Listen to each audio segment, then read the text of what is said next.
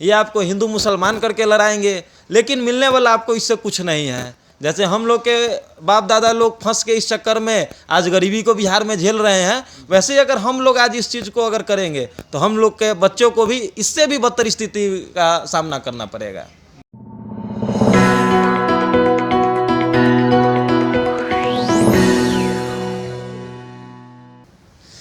मैं इस शायरी से आगाज़ करूँगा कि तेरे गुरूर को एक दिन ज़रूर तोड़ूंगा, कि तू आफताब सही पर बुझा के छोड़ूंगा।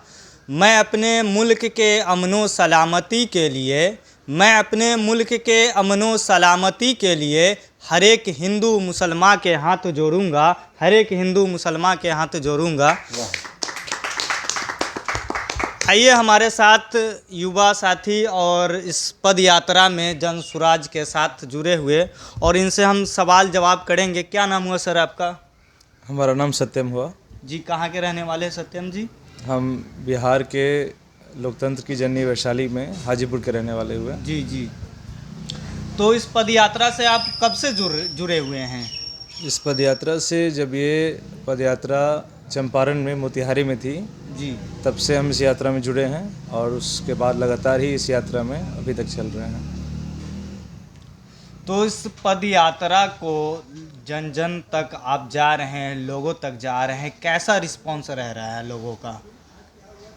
रिस्पॉन्स लॉन्ग टर्म में अगर बताया तो जब 16 महीने पहले मोतिहारी में हम जुड़े थे जी, तो उस वक्त था कि लोग थोड़ा कम अवेयर थे, क्योंकि शुरुआती दौर था, नई नई व्यवस्थाएं थी, एक अलग कंसेप्ट था जी, जो आमतौर पे बिहार में हो रखा है कि एक नेता रहता है, 2 दिन पटना में बैठता है, तीसरा दिन पार्टी बनाता है, और उसके बाद चुनाव लड़ता है, खुद ही मुख्यमंत्री बन जाता है। जी जी, इसका कंसेप्ट थोड़ा अलग था।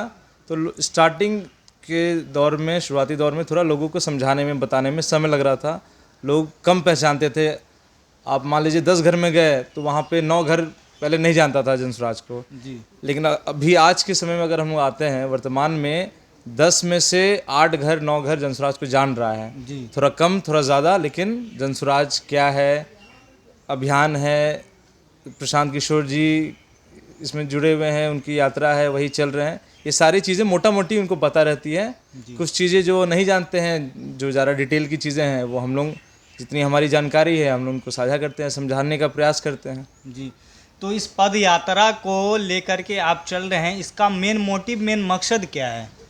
आपको अगर शॉर्ट में बताए तो जनस्वराज पद यात्रा का मेन मोटिव है, जो बिहार आज देश का सबसे पिछड़ा, सबसे अशिक्षित, सबसे गरीब राज्य बन के रह गया है। जी, आखिरी पैदान 28वें स्थान पे आज हमारा बिहार है, उसे 10 अग्रणी राज्य में टॉप 10 स्टेट्स में लेकर जाना है। ये इसका मेन उद्देश्य आप शॉर्ट में मान सकते हैं। जी। तो आजकल देखिए हमारे देश के राजनीति में हिंदू मुसलमान धर्म और जाति के नाम पर युवाओं को झुलसा जा रहा है।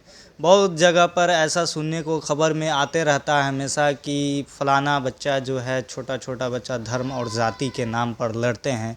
तो इस बारे में क्या कहना है सर आपका? जी, इसके बारे में कहना है कि इन सारे चीज़ों को, जो भी घटना आता है, आप इसमें कहीं नहीं देखिएगा कि किसी राजनेता के बच्चा का हत्या हो गया कहीं पे भी, या किसी हिंसा में वो मारा गया। जी, मारा कौन जाता है? गरीब का बच्चा मारा जाता है, जो मध्यम वर्गीय परिवार से लड़का आता है वो मारा जाता है। और किसके उस कावे में मारा जाता है? जो राजनेताओं का भाषण सुन लेता है, आंख बंद करके उस पर भरोसा करके दंगा करने पे उतर हो जाता है, तो उसका हत्या हो जाता है उसमें। तो इन चीज़ों से बचना चाहिए।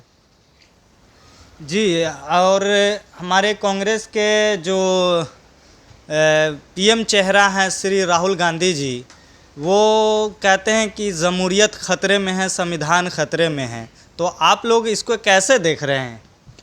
जी, पहली बात तो कि राहुल गांधी जी के बारे में तो अभी तो कोई औपचारिक घोषणा हुई नहीं है कि वो कांग्रेस के प्रधानमंत्री के उम्मीदवार हैं। पहले उनको इंडिया गठबंधन के लोग मान लें प्रधानमंत्री का उम्मीदवार है, तो यही बहुत बड़ा बात हो जाएगा। जी, और बाकी राहुल गांधी जी का अपना सोच है, वो ज़्यादा समझदार लोग हैं, तो उनका एक अपना सोचना है। बाकी जो जमहूरियत की बात है, जो संविधान खतरे में है, उसकी बात है, तो मुझे लगता है कि देश का संविधान बाबा साहब अम्बेडकर ने कुछ इतना कमज़ोर नहीं बनाया है कि कोई 1 मोदी आ जाए या 100 मोदी आ जाए, उसको कोई कमज़ोर नहीं कर सकता है। हाँ, उसमें आप उसके कुछ आर्टिकल्स में आप संशोधन कर सकते हैं, लेकिन आप पूरे संविधान को बदल दें, इतना ताकत किसी के हाथ में नहीं है, ना आज है ना आने वाले 100 साल में या 1000 साल में किसी के पास होगा। तो ये 10 सालों में केंद्र की भाजपा सरकार रहते हुए क्या जमहूरियत हमारा कमज़ोर हुआ है, ऐसा आरोप लगता है, ये बात सही है या? जो घटनाएं आती हैं उसको देख के तो यही लगता है कि जमहूरियत खतरे में है। हिंदू मुसलमान आप जब देखिए, अभी प्रधानमंत्री मोदी जी का भाषण सुन लीजिए तो वो बार बार कह रहे हैं, हिंदू मुसलमान की लड़ाई को उलझाने का प्रयास कर रहे हैं। तो इससे पता चल रहा है कि उनका मोटिव क्या है, सरकार के काम करने का तरीका क्या है। इससे तो साफ साफ देखा जा सकता है, जनता को पता है कि इन लोगों ने काम तो कुछ किया नहीं, काम नहीं किया तो उसके बाद अब किस चीज़ पे उलझाएंगे, धर्म जाति के नाम पे उलझाएंगे। तो उसी काम को वो अपना कर रहे हैं और हमारा काम है जनता को इस बारे में जागरूक करना है कि हाँ जात धर्म में नहीं फंसिए। तो देखिए कौन जीतता है। जी, कहना है कि जो हमारा बिहार राज्य है जिसमें हमारा 40 सांसद चुन के यहाँ से जाते हैं और गुजरात राज्य है वहाँ से 26 सांसद चुन के आते हैं। तो गुजरात राज्य जो है वो इंडस्ट्रियल एरिया बन चुका है, इंडस्ट्रियल मैन्युफैक्चरिंग हब है, और बिहार में ना एक अच्छा सा डिग्री कॉलेज है, नहीं कोई यहाँ पे व्यवस्था है, नहीं कोई यहाँ पे मतलब कि रोज़गार ऐसा है। तो इस चीज़ को आप कैसे देख रहे हैं? जी, इस चीज़ को हम इसी तरीक़ा से देख रहे हैं कि हम लोगों ने अब तक जिन नेताओं को चुना है, हम लोग ने, आप गांव में जाके किसी से पूछ लीजिए कि कभी कोई यूनिवर्सिटी के नाम पे, कॉलेज के नाम पे कोई आदमी वोट किया है पूरे बिहार में? प्रशांत किशोर जी की जब सभा होती है तो प्रशांत किशोर जी गांव के लोग से पूछते हैं कि आप में से कोई एक आदमी हाथ खड़ा करके बता दे अपने बच्चों का चेहरा याद करके कि आपने पिछला वोट शिक्षा के नाम पर दिया हो। आपको जानकर आश्चर्य होगा कि पूरा गांव में सन्नाटा छा जाता है। 500, 1000 लोग, 1500, 2000, 2500 का भीड़ होता है, उसमें कोई एक आदमी ऐसा नहीं मिलता है जो बता दे हाथ खड़ा करके कि हाँ हमने शिक्षा के नाम पर पिछला वोट किया है। तो कहाँ से मिलेगा कॉलेज, कहाँ से मिलेगा स्कूल? हम लोग भेड़ बकरी की तरह ट्रेन में बैठ के जा रहे हैं दिल्ली पंजाब, उसी ट्रेन में हम लोग चर्चा कर रहे हैं, जाति के नाम पे लड़ रहे हैं कि पार्टी के नाम पे, कि हम आरजेडी के समर्थक हैं, हम फलाने जाति के हैं, आप भाजपा के हैं तो आप फलाने जाति के हैं। उसी ट्रेन में जा रहे हैं बैठ के, सूरत में जा रहे हैं, पंजाब में जा रहे हैं, लुधियाना जा रहे हैं, तमिलनाडु जा रहे हैं, हर जगह हम लोग का इतना बेइज्जती हो रहा है। बार बार न्यूज़ में देख रहे हैं कि बिहारी को कभी दिल्ली से मार के भगाया, कभी पंजाब से मार के भगाया, कभी तमिलनाडु से मार के भगाया। हम लोग सारे न्यूज़ को देख रहे हैं और जान रहे हैं कि समस्या का मेन कारण क्या है, यही जाति धर्म का लड़ाई है जो हम लोग आपस में लड़ रहे हैं और इसका फायदा राजनेता उठा रहा है। कोई फैक्ट्री आया, उससे रंगदारी मांग दिया, कानून व्यवस्था लचर है, रंगदारी मांग गया, भाग गया यहाँ से इंडस्ट्री फैक्ट्री वाला। तो कहाँ से लगेगा यहाँ पर फैक्ट्री? और हमारा आपका भी देख लीजिए कि हम आप क्या कर रहे हैं। कोई अच्छा आदमी चुनाव में खड़ा हो जाए, लोग उसको देखने नहीं जा रहा है। कोई बाहुबली टाइप का आदमी आया, चुनाव में खड़ा हो गया, उसके पीछे सैकड़ों लोगों का भीड़ है। तो जिसको अगर हम लोग चोर को, बदमाश को, गुंडा को, मवाली को अपना अगर जनप्रतिनिधि चुनेंगे तो जितने के बाद साधु तो नहीं हो सकता है, वो हमारा ही आपके हक का पैसा जो है खाएगा। हमारे आपके सुविधा के लिए जो चीज़ आने वाला होगा उसको कहीं ना कहीं वो अपने बाहुबल के ताकत से उस चीज़ को रोक देगा खुद के फायदे के लिए। तो ये चीज़ जनता को ही देखना पड़ेगा। राजनेता क्या है? वो समाज का आईना है। जो हम लोग आपस में जो चुनते हैं तो क्या चुन रहे हैं? अपने बीच से चुन रहे हैं, वो कोई दूसरा ग्रह से आया नहीं है। तो हम आप जब तक सुधरेंगे नहीं, हम आप समझेंगे नहीं, तब तक तो बदलाव नहीं हो सकता है। जी, बदलाव नहीं हो सकता है, खुद को बदलना पड़ेगा। आज देखिए कि देश में हमारे पत्रकारिता पे सवाल उठ रहे हैं। बड़े बड़े मीडिया जो है 128 देश में 161वें रैंक पर जो आ रहे हैं, इसको आप लोग कैसे देखते हैं? जी देखिए, मीडिया का जहाँ तक सवाल है, हर दौर में कुछ ऐसे लोग रहे हैं, पत्रकार रहे हैं जो किसी न किसी सत्ता के साथ यानी उनका तालमेल रहता है।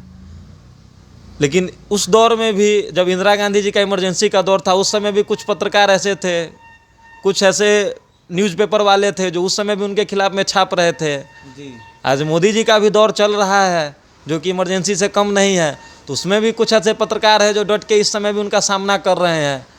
तो चीज़ें चलती रहेंगी, लोग आते रहेंगे, लेकिन मीडिया को अपना काम जो है सो जो सच्चाई है, जो ज़मीन का सच्चाई है उसको दिखाना चाहिए। सरकार से नहीं डरना चाहिए, उसके साथ तालमेल नहीं बैठाना चाहिए। ताकि मीडिया पे लोगों का एक भरोसा है कि वो सच उनके सामने तक रखेगा।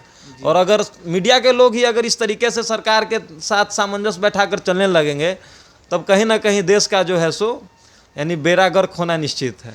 और हमारा जो पब्लिक भी है, तो अगर कोई अच्छे पत्रकार हैं जो सही उनका आवाज़ उठाता है, तो लोग उसी पे संदेह करने लगते हैं। ऐसे मान लीजिए कि यहाँ पे अगर कोई बाहुबली नेता गुजर रहा है, ठीक है, वहाँ पे एक पत्रकार भी है, तो वहाँ पे नेताजी को बैठने के लिए कुर्सी मिलेगा, लेकिन एक पत्रकार को नहीं, क्योंकि सारा काम इन्हीं का होता है, जो गलत और सही दिखाने का। तो दोनों का सम्मान मिलना चाहिए कि नहीं? देखिए, मेरा अगर आप माने तो पत्रकार को ज़्यादा इज्जत मिलना चाहिए। इसलिए मिलना चाहिए कि आप देखिए, किसी गांव में अगर किसी का हत्या हो जाए, कोई दबंग आदमी किसी का हत्या कर दिया हो या किसी का ज़मीन हड़प लिया हो, तो कोई जनप्रतिनिधि बाहुबली टाइप का कोई राजनेता नहीं आ रहा है आपके लिए, आपकी आवाज़ को उठाने के लिए। वहाँ पर कोई अकेला आदमी, एक पत्रकार अपने एक कैमरामैन के साथ, उसको पता है कि दबंग आदमी से उसको धमकी मिलेगा शाम में घर जाते जाते, वो शाम तक अपना घर पहुंच पाएगा कि नहीं पहुंच पाएगा इसका कोई गारंटी नहीं है, लेकिन फिर भी वो डट के अपने बात को वहाँ पे रख रहा है, सवाल उठा रहा है, न्याय मांग रहा है। तो वो पत्रकार ही है जो सबसे पहले जाता है, और उसी से का असर आप देखते हैं कि लोगों तक वो बात पहुँच पाता है कि हाँ, किसी प्रखंड के किसी पंचायत में किसी का हत्या हो गया और फलाना पत्रकार है जो उसकी बात को उठा रहा है। तो मेरा मानना है कि जनता को भी पत्रकार को थोड़ा सम्मान की दृष्टि से देखना चाहिए कि भाई वही आदमी है जो कल आप मुसीबत में पड़िएगा तो सबसे पहले आपका आवाज़ कोई उठाने आएगा, तो यही पत्रकार लोग हैं, कोई दूसरा राजनेता तो आने वाला नहीं है, जो मेरा अपना मानना है।